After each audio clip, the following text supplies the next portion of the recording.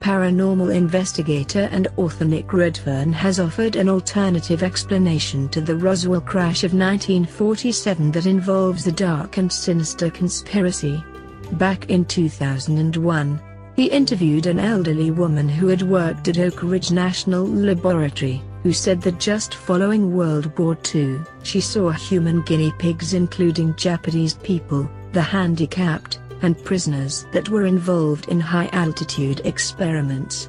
Through her testimony, and other witnesses he's spoken with in the ensuing years, Redfern has pieced together that the so-called aliens found in the Roswell crash were likely these humans deemed expendable by the government, who were used to test out the rigors of high-altitude exposure.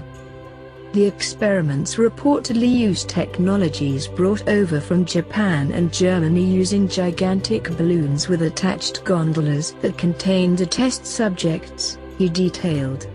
The cause of the night flight disaster in July 1947 may have been that the balloon collided with the craft that was accompanying it, which led to the balloon exploding and raining down a large amount of tinfoil-like debris over Mac Brazel's ranch. He explained, adding that a second crash site contained the heavier debris from the craft itself.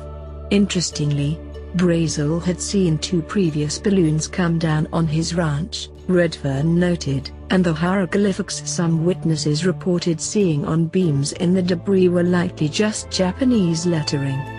If this is true, it would certainly explain why the government first covered up the Roswell crash and then gave us a slew of false stories to cover up what happened in New Mexico.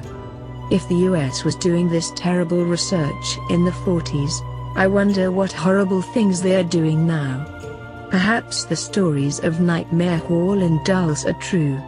Perhaps there are underground bases all over the country housing some of the 661,000 people that go missing in the United States each year.